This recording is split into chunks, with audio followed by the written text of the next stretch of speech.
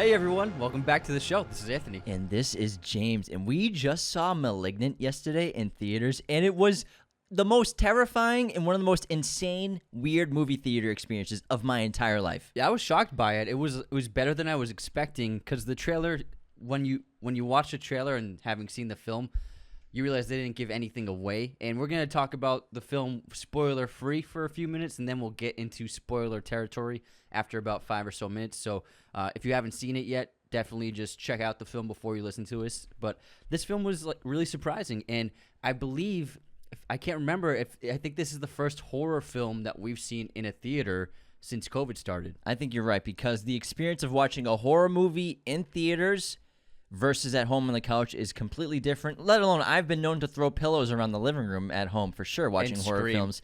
But in theaters, stand on the couch. *Malignant*, I was squirming in my seat like a little kid, like terrified, and just like I jumped a few times, and like I was like, whenever I'm scared in the theater, I put my hand over my mouth because my mouth is just ajar the whole time, and I can't believe I'm watching it. And I'm like halfway through the movie, I'm always like, why do I put myself through this? It's like hot sauce. Like, why do I do this? I almost moved a few seats away because you were squirming so much. It wasn't that bad. You were shaking. Wasn't just a couple seconds. I'm kidding. No, but it was great to see a horror film because it's a horror movie, just like a comedy. It has a different experience completely from watching it at home. When you're in a crowded theater, everyone's laughing at a comedy or everyone is terrified at the same time. There is that really cool feeling that like everyone else is experiencing what I'm experiencing at the same time. And that shared dread that you have with the audience adds to that experience. I love it. Yeah, and it was written and directed. Well, James Wan came up with the story with Ingrid Bisu, and then Akilah Cooper wrote the screenplay, directed by James Wan, who, you could say is one of the great modern horror directors out there, in addition to doing films like Aquaman. But, I mean, he just changed the game in the early 2000s with Saw. And I think this might be my favorite movie of his since Saw. It was going in, like you said, we didn't know what to expect. I went in kind of blind. I barely watched the trailer because when I want to see a horror movie, sometimes I just won't watch much about it, so I'm even more shocked by what's going on. I just want to see something crazy. Like my one criteria for watching horror films, new ones, show me something I've never seen before, and I'll give you a A+, or not A+, but I'll be happy about it. And that's what this movie does. It's not a perfect movie. The dialogue is pretty bad sometimes. Yeah, the first act. The first act of the first 30 minutes of the movie, you're like, can we speed this up? The cast is they could say words in front of a camera. That's pretty much all I could say for them. They do a good, like, Annabelle Wallis is probably the best. She's a great actor already. And then it stars Maddie Hassan, George Young, Nicole Brian White, Jean Louise Kelly, Susanna Thompson. Like, they're not like it's the dialogue amazing actors, but it's like what they're working with. But I think James Wan just like he wanted to make a fun, campy horror movie because that's something that he loves, I'm sure. Yeah, and it's not you're not going to this movie to see Oscar-winning caliber writing. Yeah. So, but what this movie does have is a really unique villain, a really unique creature monster, and something you've never seen before, something that I have never thought of before in terms of a horror concept. And I think that James Wan came up with a really cool idea, and he executed it really well. Yeah, and the opening of the film is just great when we have... All right, we'll start getting into, like, spoiler territory, I think we should say. Yeah, absolutely. Let's spoil the hell out of it. I think in the beginning of this movie, he lets you know that this is just going to be a crazy, fun, campy horror film ride. Strap in, buckle your seatbelts, because we have, like, the mad scientist aesthetic and feel. We have patients that are killing doctors and scientists, and then we have just this crazy weird like secret monster that we don't know about, and then the opening title sequence with the music and everything. It's just like James Wan is like, if you're paying attention, you're about to see the movie that you're about to see now, but if you're not paying attention, you might not enjoy what you're gonna see. You know what I mean? I think that this movie was definitely a callback to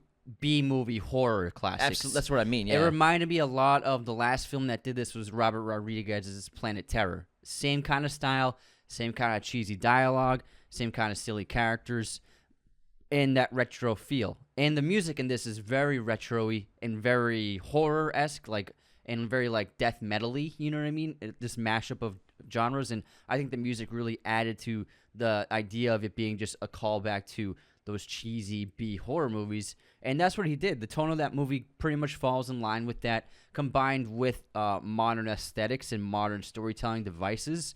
And so I think he made something really unique. And ultimately, the first act of the movie, you're like, okay, this is a little cheese ball. But once it gets going, and you see who the monster is and the creature, you're like, holy crap, this is insane. Well, he got me invested in the opening. Like, I thought that was such a fun opening. And again, he's preparing you. This is what you're going to see. Yeah. You're not going to watch Get Out. This isn't going to be an A+ horror film. It's not going to be an Oscar-nominated film. So you should just set your expectations at this opening. But then when the creature, the monster that's haunting Annabelle Wallace's character, what's her name? Maddie, in the house and breaks in, when it kills the husband and then goes after her, like chasing her around the house, I was so scared. And I was just invested from that point on. I'm like, let's go. James Wan knows how to scare you. He knows how to scare the audience with his camera work, with the aesthetic, with the sound design, and with the score. And he did it with The Conjuring. He did it with Insidious.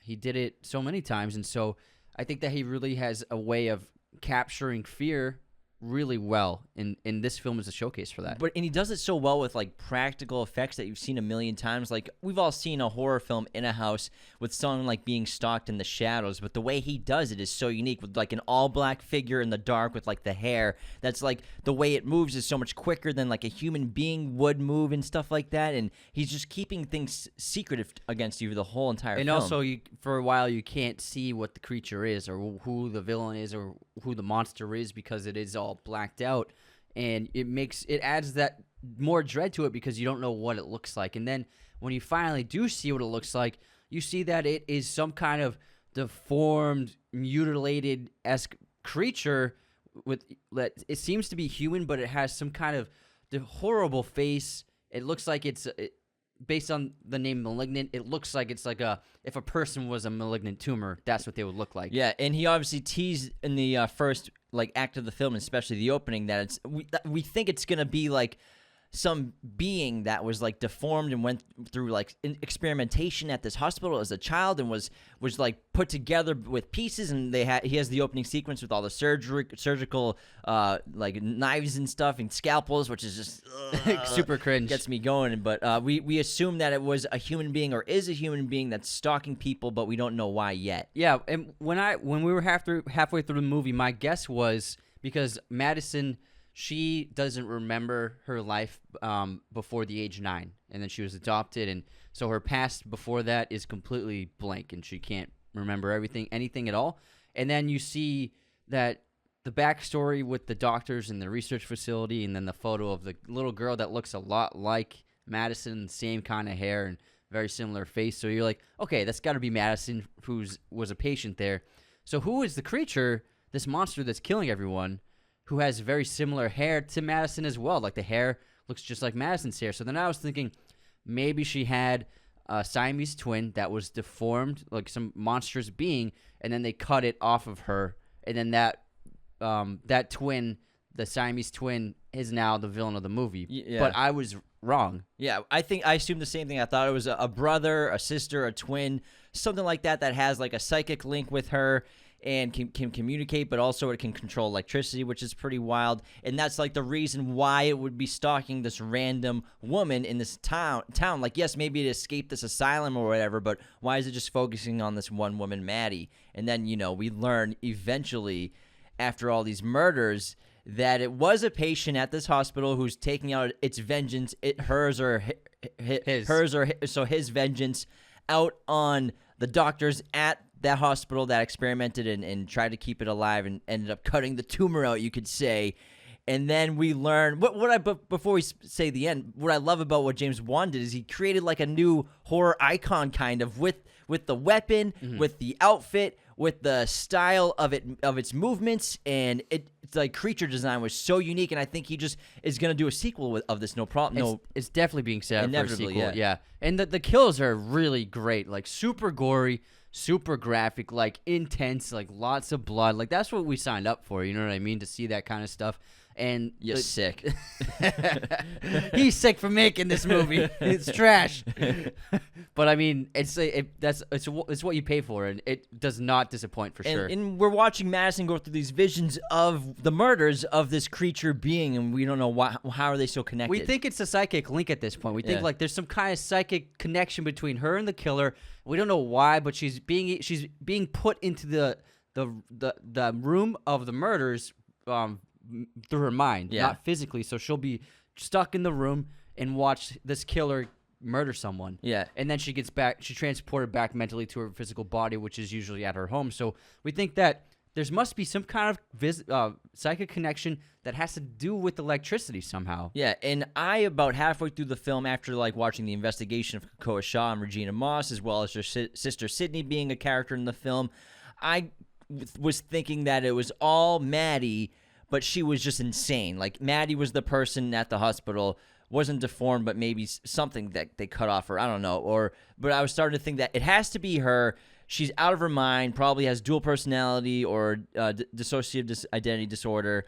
I don't know yet, but it was like, and then when the woman falls out of the attic, I'm like, it has to be her. And then especially the way the creature moves, it's like the body of the creature looks like the build of Maddie. The hair, same body. But the only thing that kept me from thinking that was that the face was not Maddie's face, and it was like this horrible creature's face that I mentioned earlier. It looks like a friggin', if you were a cancerous tumor was a human being, that's what it looked like. And then the movements of if your body moved it in its limbs and everything in reverse, so backwards, the way it moved was so interesting and weird. Yeah, but then we find out that the crazy idea of this creature is the concept of the movie, and it's genius in that it's Maddie's body that's committing the murders, but it's not her in control of it. It's her twin, she was born with. They say it's a parasitic Twin, sibling. yeah. It's a parasitic twin, so it's not fully like a Siamese twin because it's not two full beings that are connected. It's like this twin was like barely got developed physically, and then it just was formed on the back of her head and her back, and it had like two tiny deformed arms and part of like part of a head, just like a little piece of a head and its face, and then it had a chest like a rib cage, and that was it. And then they shared the same brain. So Gabriel is the name of this twin, and Gabriel's brain is still connected to Madison's brain because they never split apart in the womb. And so he literally he's not a Siamese twin. He's like a Siamese twin parasite on her body when she was a kid.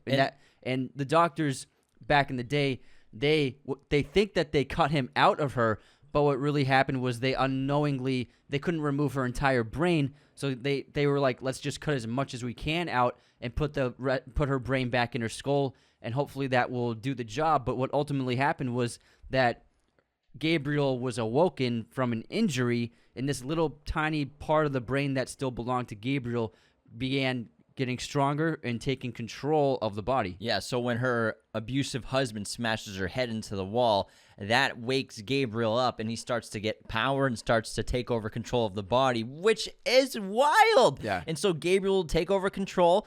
Her body will flip. His head will come out of her skull. The back of her skull. And that's why the back of her head's always bleeding. And it's just such a trip. I've never seen anything like it. And that's why she moves when Gabriel kills someone. It's Madison's body moving backwards because he the front for him is Maddie's back. Yeah. And it's really amazing. I think it was a brilliant monster. I loved it. And even when we know that it's Maddie, when it's about to be revealed that it's Maddie, we still don't even expect what's about to happen. Like when she's put in the jail cell with all the other female prisoners, and like the investigators and Matt and Sydney are like figuring it out that it's got to be Maddie. Like there's something with her, and then they're watching the tapes, and then it's like those push-ins on Maddie in the cell, and then she starts to get crazy, and you think it's just going to be her going nuts, but then her head opens up, and she kills everybody. Yeah. The thing with Gabriel is he has some sort of like extra powers that a human being is not capable of. It has to do with the electricity,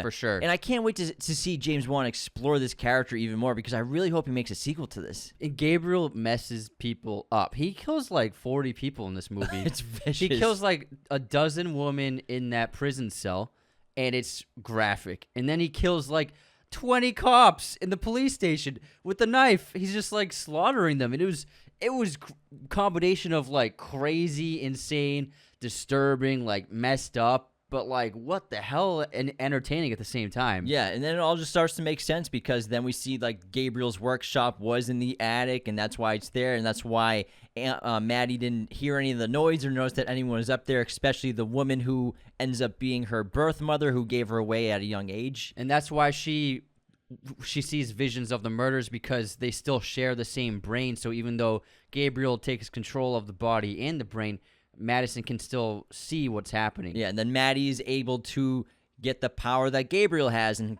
gets power over the brain and shows him what she wants him to see and takes control and puts him inside of her prison, inside of her mind for now. For now. It's definitely wild. going to be a sequel. And again, this movie, it's not the best made movie. The lighting, none of it makes sense. Yeah. They're like inside the filing in evidence room of a police station. There's no goddamn light on. It's just like all pouring moonlight from the outside. Even the police station in general, no lights at all. Yeah. There's just no lights at all in this movie. And everything's lit with like cool LED lights. It's like I even said after the movie, is like he needs to get a new cinematographer for these movies. The acting again, Yeah. it's fine. Suspect. It's It's fine. suspect. At times. The character actions really piss you off in this movie. Like when Sydney goes to the asylum by herself, I'm Yeah. like, this is so crazy. What are you doing? An abandoned asylum in in the middle of the night. basement level. It's like, oh my God. Like I know James. I know what he's doing. He wants to scare the hell out of you, which he effectively did. But it Yeah. still pisses me off in theaters because I don't like being that scared. And the cops at first are like horrible at their jobs, like terrible at their jobs. The cops in this movie, even Detective Kakoa, Okay, yeah. Shaw, they are as good of a shot as stormtroopers in Star Wars. They can't hit anything. They can't hit a thing. And when it becomes obvious that Maddie is a suspect, they just let her leave the police station. No problem. He gets that photo, and he realizes, oh, Maddie was the patient of the doctor, and she had just walked out of the station like a minute ago. She's probably gone by And now. he's like, oh man, there's no way I could ever get her. You're a It's cop. Track her just phone. walk outside. She's right there. She probably- can't have gotten that She's far. getting coffee across the street, man. He's like, oh man. There she goes. Also, Sydney's parking job at the asylum, how is that an acceptable parking Horrible. spot? Right It on the is edge of a literally cliff. an inch away from the edge of a cliff. Like, come on. Like a breeze would push that Prius over. Is it a Prius? I think it is. Something like, yeah, I think it's a Prius, yeah. Oh my God. But overall, I had a blast with this movie. It was so fun. It was so scary. It's exactly what I wanted, you know? Exactly what the doctor ordered. Yeah, original, and I think we got a new horror icon, and Yeah. I think I hope he makes a sequel, and I think James Wan just had a lot of fun with making this movie. For Yeah, sure. I was pleasantly surprised by this movie. It was a good For time. horror fans, if you like scary stuff, if you like gore, if you like weird horror movies, like this is right up your alley and for yeah, sure. don't take this movie too seriously, everybody. Yeah. Just have fun. Like we're joking about the bad we stuff. hated the dialogue was so bad in this Yeah. movie, but we still loved the Yeah. movie. I was like rolling my eyes half the time, but then you're also like, oh my God, once things get going, you're like, oh man. yeah, like this is 22 minutes in, crazy. I'm like, should we leave? Like this dialogue I is was like, so bad. I know. I was thinking the same The acting thing. is so bad. My God, like at least try. I'm just kidding. I'm kidding. No, he's not. We're serious. They're not. No one on the movies listening to this. Yeah. They'll be fine. You're not offending anyone. Annabelle Wallis is like, I did so good. We love it. No, Annabelle Wallis is she's awesome. fantastic. Yeah, she's an excellent actor. yeah. She But really- she didn't really get to do anything great in the film till the second half of the movie. Then she really got to stretch her acting muscles. Yeah, but she really worked. She did a lot in terms of the tragic parts and like the stressed out parts. Like she turned it on, man. She Yeah, seemed she's- like she was like going she's cool. crazy for sure. Yeah, she's a good actress. Very good actress. But yeah, overall, it's a fun time. Yeah, recommend it All right, for horror Malignant, fans. check it out. And we really appreciate you tuning into this bonus episode on this fun horror film. We have awesome episodes coming for you. Monday, we just posted Back to School, so check that out if you Oh haven't. yeah, we got a good one on Thursday coming. All right, everyone have a great week. Bye. Thanks so much for tuning in to Raiders of the Lost podcast. Be sure to subscribe if you're new. Hit the like button, leave a comment. Find us on all audio streaming platforms, Spotify, Apple Podcasts, Google Podcasts, wherever you listen to podcasts, you can find us. Find us on Twitter, TikTok, Instagram, Raiders of the Lost podcast. Be sure to check out one of these other videos right here for more content on our favorite films and breaking down all kinds of movie content. Thanks so much.